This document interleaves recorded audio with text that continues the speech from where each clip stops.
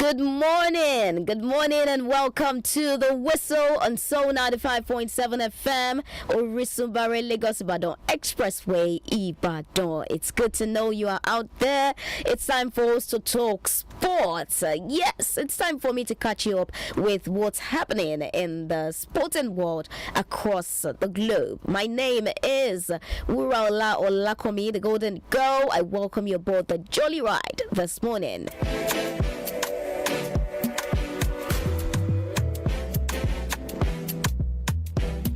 All right, we'll be starting from the NFF drama. Yes, on ITO Cup. This one coming from reigning Federation Cup winners Bayelsa United, who have said they will not return the ITO Cup trophy. They won last year because the Nigeria Football Federation, NFF, are yet to settle them with a 25 million naira prize money for winning the competition. Recall that Bayelsa United pips Nasarawa United on penalties to win the Federation Cup last year, and it will be recalled that Kano Pillars also complained for several years that they were not paid the prize money for the cup competition organized by the NFF. The competition sponsor, Atio Group of Company, had stated that they don't owe NFF the sponsorship funds. And all right, we're waiting to see what's going to happen there, and that's the news coming from NFF and Bayelsa United on ITO Cup.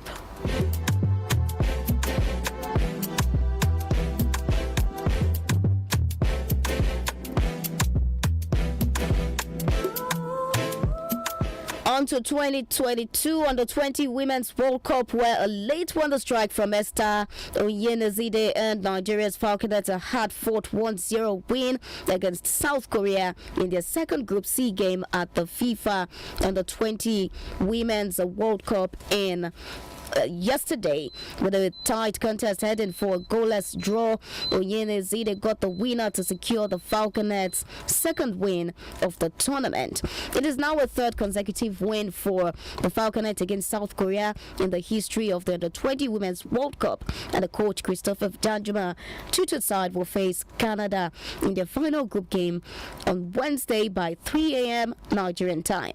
Just like the first game against France, the Falconets saw their fixture versus South Korea billed to kick off at 9 p.m. shifted to 10:15 p.m. due to heavy rain. The game eventually commenced with the Falconets creating the first attempt at goal in the third minute through Bashira Tamor, who tried a long-range effort from a free kick but was calmly saved by keeper Kim Hee. 4 minutes later, South Korea went close, but Chagarum's effort went wide, and in the 22nd minute, the Koreans went on attack again, with Lee Sung eating a long-range strike, but the ball hit woodwork. With 4 minutes left in the first half, Amor made an ambitious long-range strike again, which went off target. And 5 minutes into the second half, Oyenezide tried a long cross into the area on the back of a pouring attack, but South Korea's keeper rose high to claim the ball. And just 3 minutes later, Oyenezide forced the Korean keeper to save with a superb long-range effort. And in the 64th minute, Korea went close, but Oyono made a superb diving save to palm a shot destined for the top corner away for a corner. And in the 82nd minute, the goal finally came thanks to a brilliant long-range strike from Oyenezide, which flew past the Korean keeper and nestled into the back of the net. The Koreans pulled forward for the equalizer but could not break down a resilient Falconets defense. And that's it.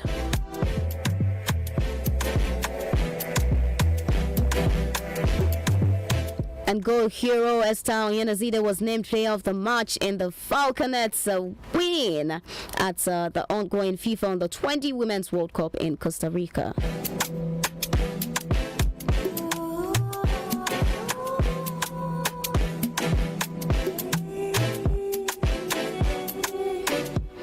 In 2023 African Nations Championship qualifying match, goalkeeper Denyika Dewale's arrival to the Super Eagles B camp in Abuja yesterday afternoon has completed the body of invited players as head coach Salisu Yusuf and his assistants perfect strategies for the Chan 2023 qualifying match against Ghana in a fortnight. The Akwa United FC goalkeeper was in Sudan for a medical at Sudanese club Al Hilal and Adeyinka was in the Super Eagles A squad for the friendlies against Mexico and Ecuador earlier in the year, as well as the Africa Cup of Nations qualifying matches against Sierra Leone and Sao Tome and Principe in the month of June. And the head coach Yusuf on the 8th of August called to camp 35 players to battle for shirts ahead of the 2023 qualifying match. The first set of 31 players arrived in the camp on Wednesday, the 10th of August, while the other 3 joined the following day. The Eagles B will square up to the Black Galaxies in the first leg in Cape Coast on Sunday, the 28th of August, with the return encounter billed for MKO Abiola National Stadium in Abuja on Saturday, the 3rd of December. The winner on aggregate will earn a berth at the 7th African Nations Championship Finals to be staged in Algeria early next year. The player will resume full training on Monday, that's today, after being allowed to rest yesterday.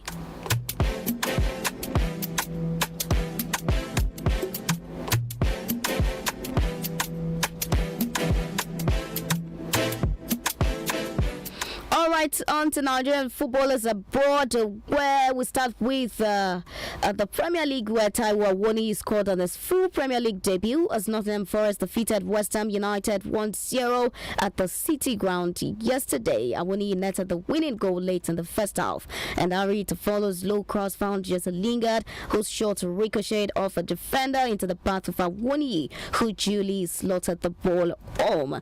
The Nigerian international was on 72 minutes before he was replaced by Samuel Sorige. And when he entered the history book as the first Nottingham Forest player to score a Premier League goal at the City Ground since 1999.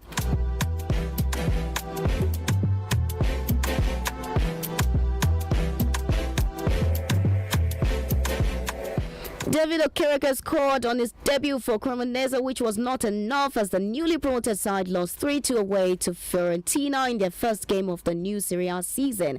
Okereke's compatriot Cyril Dessers also made his debut for Cremonese and saw action for 90 minutes. Okereke scored in the 19th minute to make it 1-1 after Giacomo Bonaventura had given Fiorentina the lead on 16th minute. The former Globe Brewers striker, who was on loan to now relegated Venezia last season, was replaced with 3 minutes left.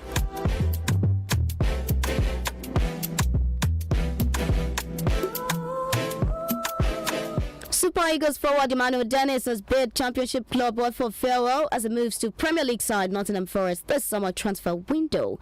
Dennis completed a €20 million move to Nottingham Forest as the newly promoted Tricketies continue to bolster their squad.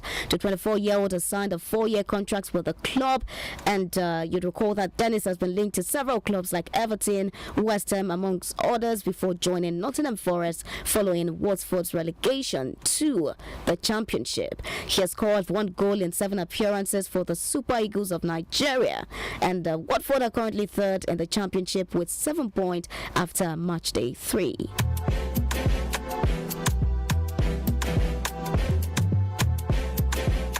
Super Eagles informed striker Victor Osimhen looks set to make a big money move back to French Ligue 1 next season.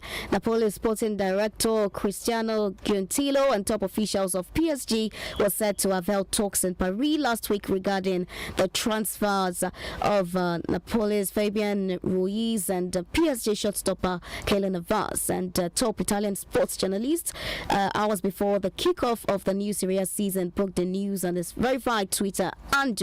And he also said there were talks of Victor Osimhen, who is highly regarded by PSG manager Christophe Galtier. Recall that Galtier was his former coach at Lille, and the French club now have the option to sign him for next season. Osimhen joined Napoli from Lille for a club and African record fee of €81.3 million in 2020. And the striker, who had a 2-month layoff owing to a fracture injury he suffered on his face, went on to score 18 goals in 31 games in all competitions for Napoli last season. The feat earned him the Italian Serie A Most Valuable Player MVP for under 23 footballers.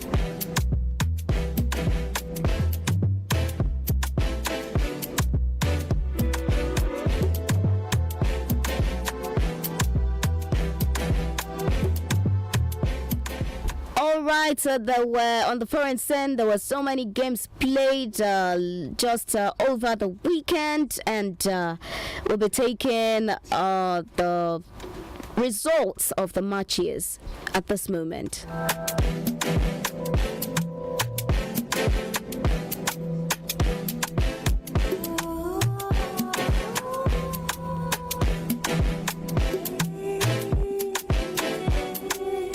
All right, we'll start with the Premier League games played on Saturday, where Aston Villa defeated Everton 2-1, and Arsenal defeated Leicester City 4-2, and Brighton and Hove Albion had a draw with Newcastle United, and Manchester City defeated AFC Bournemouth 4-0, and Southampton defeated held a draw with Leeds United 2-2, and Wolverhampton also had a draw with Fulham 0-0, and Brentford defeated Manchester United with a whooping 4-0.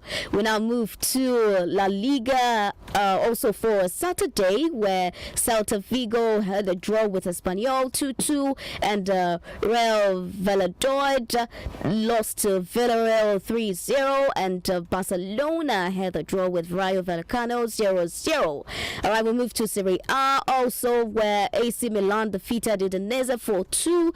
Southampton Sampdoria lost to Atalanta 2-0,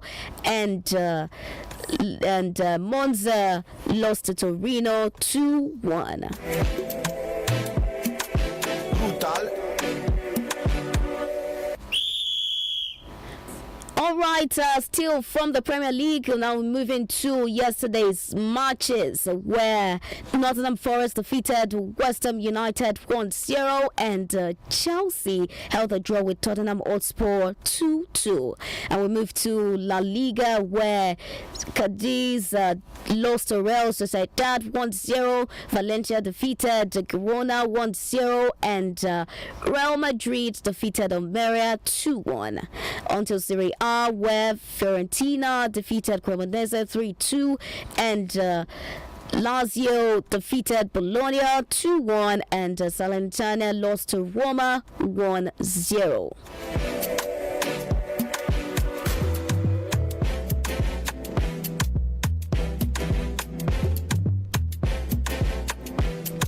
And of course, there's a Premier League game coming up today where Liverpool will be facing Crystal Palace. Yes, Liverpool will be facing Crystal Palace.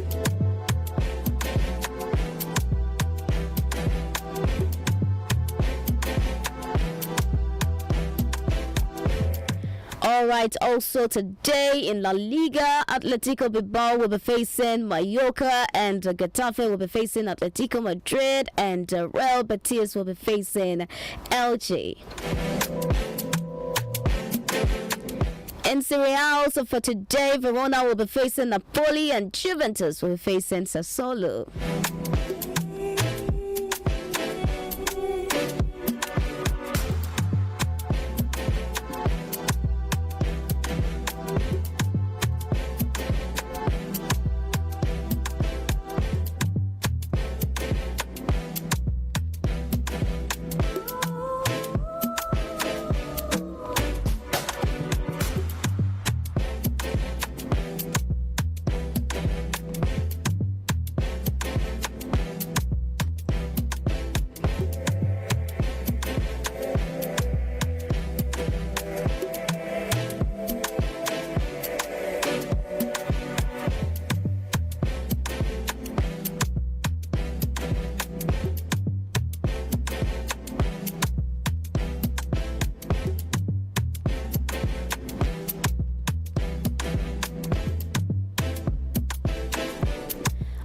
Right, of course, let's talk about the Premier League game between Chelsea and Tottenham, where they held a draw 2-2, and the drama that happened. Hurricanes equalizer 6 minutes into the stoppage time, and Tottenham a dramatic draw as a fiery London derby at Stamford Bridge ended in an angry confrontation between Thomas Tuchel and Antonio Conte that resulted in red cards for both managers. Tempers were running high throughout as Chelsea twice led before before Keynes glancing header seconds before the end gave Spurs a point.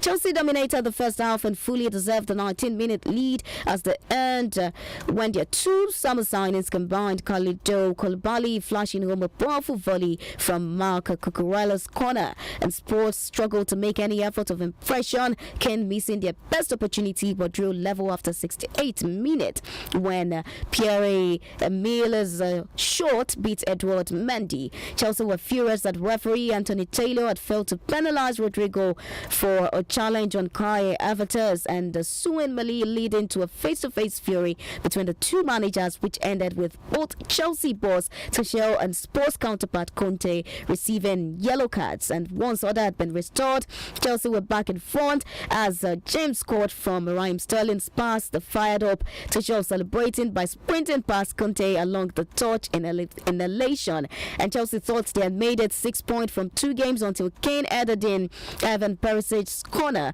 and there was an handshake between Tuchel and Conte, which developed into another bust-up between the pair, which ended with them both getting their matching orders.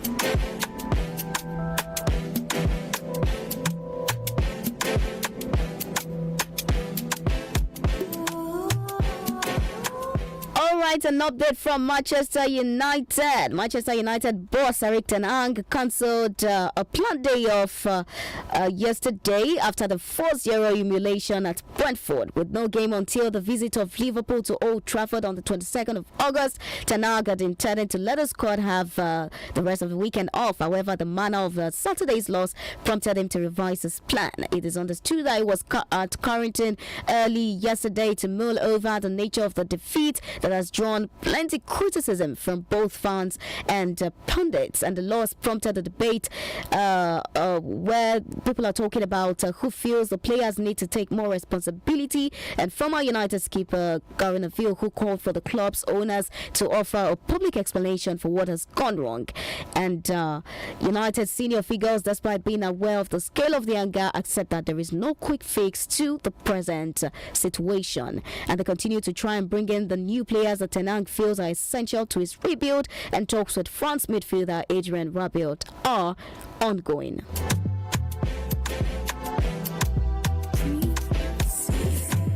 Alright, we move to tennis, where Simona Halep produced a battling performance in Toronto to beat Brazil's Beatriz Haddad-Maia in 3 sets and claim a third Canadian Open title. The 2019 Wimbledon champion pulled through 6-3, 2-6, 6-3 to rise back to the 6th in the world rankings. Halep 30 dropped from 2nd in the world to 28th after missing a large part of last season with injury. And Spain's Pablo Carreno Busta beat Poland's Hubert Cogs 3-6, 6-3, 6-3 to win men's title. The 31-year-old pulled off what is described as the best title of his career after seeing off Britain's Dan Evans in the semi-final. Carreno Busta went third in the world, battled back after losing the first set on a single break of serve to turn tables on world number 10 Hurkacz for a deserved victory.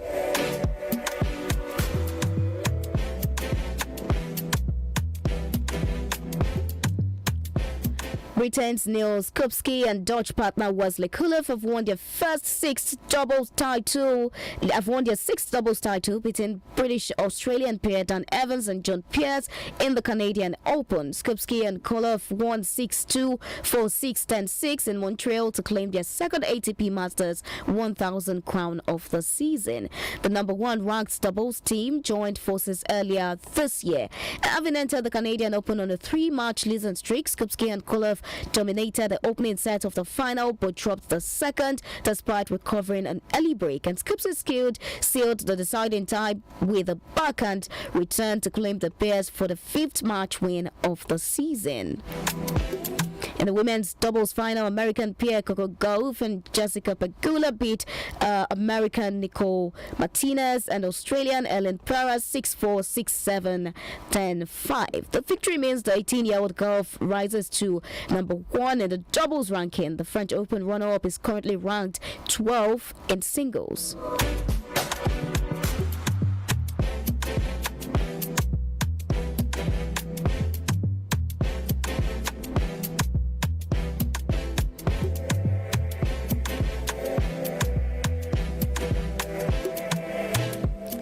In boxing, Tyson Fury has vacated his ring magazine title after confirming his retirement, and the belt will be up for grabs in Anthony Joshua's rematch with Alexander Usyk on the 20th of August. Fury held both the WBC and ring magazine heavyweight belt at the time of his retirement, and no announcement has been made yet about the WBC title. Fury said in April that he would retire, and on Friday he confirmed that he had finally decided to walk away.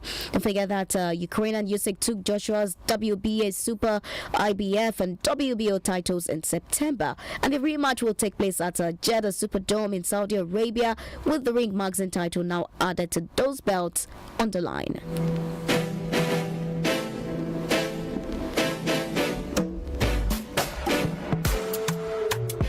All right, that's where we'll draw the curtains for today on The Whistle. Yes, do not forget that by Wednesday, 9:30 a.m., The Whistle will be back with sports news from across the globe. And of course, catch my producer, Zemo Sports, by 12 noon, where he will be bringing sports news to you on Erukulala, that's in Yoruba, still on Soul 95.7 FM. Thank you for staying tuned. Thank you for not going anywhere. Amazing programs are still lined up for the day. Make sure you stay tuned to Soul 95.7 FM. I remain the Golden Girl. My name is Wuraola Olakomi. Have an amazing day.